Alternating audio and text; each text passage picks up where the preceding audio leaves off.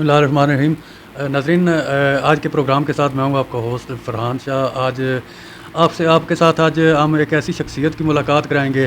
ضلع جہلم کی اگر بات کریں تو کسی بھی شعبے میں خواتین جو ہے وہ بڑھ چڑھ کر حصہ لیتی ہیں، اور ہر بار ملکی لیول کی اگر بات کریں تو ہماری خواتین نے ہر شعبے میں اپنے کسی نہ کسی اس کو موٹو کو رکھ کے جو ہے وہ اپنا نام بنایا ہے. آج ہمارے ساتھ ایک عظیم باپ کی عظیم بیٹی ایسی موجود ہیں جنہوں نے واحد خاتون ہو کر، اور پہلی خاتون ایسی ہیں جنہوں نے نیشنل ایوارڈ جو ہے وہ اچیو کیا ہے تعلیم حاصل کر کے. اور اس سے پہلے بھی میں آپ کو بتاتا چلوں کہ متعدد ڈگریاں لے رکھی ہیں انہوں نے، اور پڑھائی کے شعبے میں انہوں نے ایک اپنا الگ مقام بنایا ہے. آج اس وقت اگر آپ کو بتاؤں تو ان کو بلایا جاتا ہے اور اسپیشل انعامات سے، اعزازات سے نوازا جاتا ہے کہ انہوں نے جو ہے وہ اس شعبے میں، تعلیم کے شعبے میں انہوں نے ایک اپنا منفرد نام جو ہے وہ پیدا کیا ہے. میڈم صالحہ ہمارے ساتھ موجود ہیں.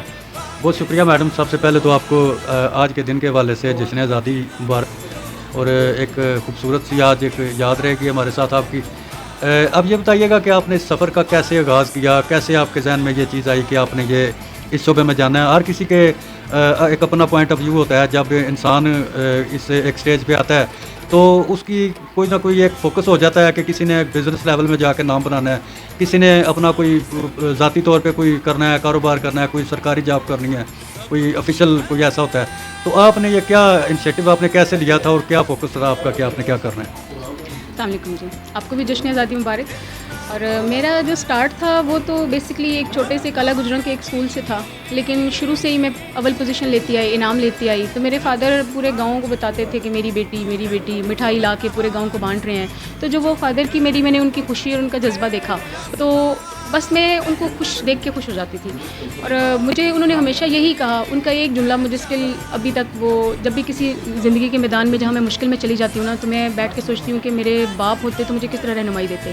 میں ان کے اس لیول سے چیزیں سوچتی ہوں تو میری زندگی میں چیزیں. انہوں نے مجھے کہا تھا بیٹا اپنے آپ کو ہر میدان کے لیے تیار رکھو، ہر میدان میں، ہر شعبے میں آپ کو ریڈی رکھنا ہے خود کو. وقت جو ہے وہ کسی وقت کوئی بھی پلٹا لے سکتا ہے. اور انہوں نے مجھے کہا تھا کہ وقت دیکھا جائے تو ہیلر بھی ہے، اور وقت کو دیکھا جائے تو وقت ظالم بھی بہت ہے. تو بیٹا آپ نے اپنے آپ کو دونوں صورتوں کے لیے کچھ ان کی اس طرح کی پازیٹیو اسٹرانگ ٹریننگس تھیں. کچھ وہ مجھے ہمیشہ انہوں نے مجھے دلیری، بہادری اور یہ چیزیں لیسن دی. ہمیشہ مجھے بلاتے تھے میرا شیر پتر، میرا جن پتر. کچھ اس طرح کی چیزیں انکلکیٹ انہوں نے مجھے کی. اور بس وہ ہر شعبے میں جب پھر میں جاتی چلی گئی. ہر شعبے کو آپ کو جب بھی کمپیٹ کرنا ہوتا ہے تو آپ تعلیم ایک واحد آپ کے پاس ایسا ہتھیار ہے یا ایسا ٹول ہے جس سے آپ کسی بھی شعبے میں جا کے تو اس پہ کمانڈ کر سکتے ہو.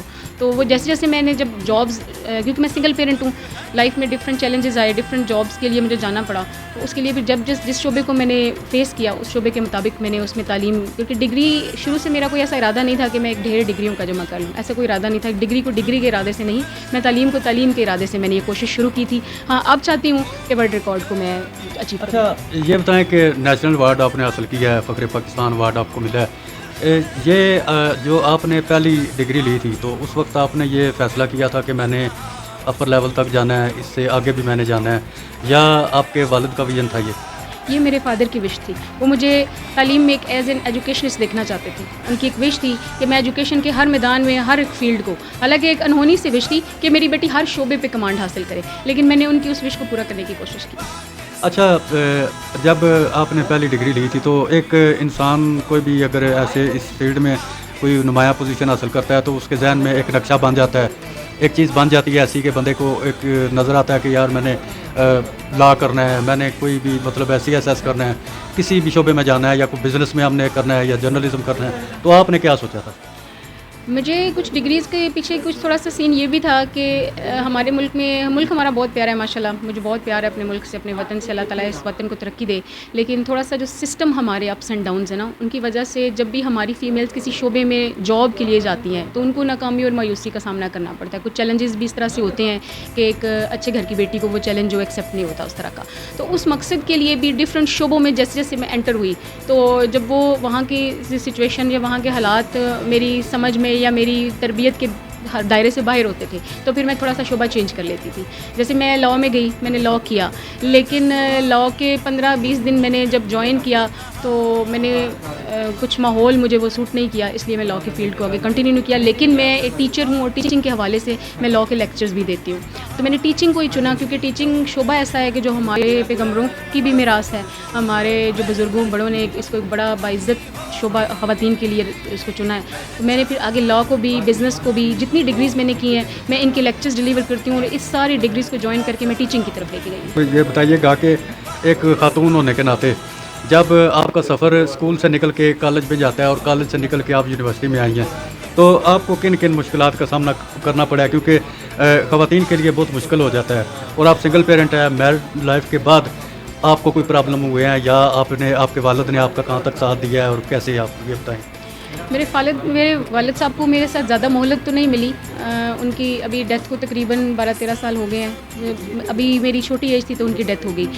لیکن جہاں تک جتنا انہوں نے کر دیا وہ بہت بڑا احسان میری لائف پہ کر دیا. چیلنجز جہاں تک دیکھیں تو ہر بیٹی کے سر سے جب باپ کا سایہ چلا جاتا ہے تو زندگی وہیں سے چیلنج شروع ہو جاتی ہے. وہیں پہ آپ کے سامنے زندگی ایک عجیب سی شکل اختیار کر کے کھڑی ہو جاتی ہے. بچیوں کا اس دور میں جہاں پہ یہ علم حاصل کرنا تعلیم حاصل کرنا ایک خواب سا بن کے رہ گیا ہے کیونکہ مہنگائی کا بھی کچھ ایشو آتا ہے, کچھ اخراجات بھی پورے نہیں ہوتے, کچھ ماں باپ بھی ایسے نہیں ہوتے کہ ان کی خواہشات پوری کر سکیں.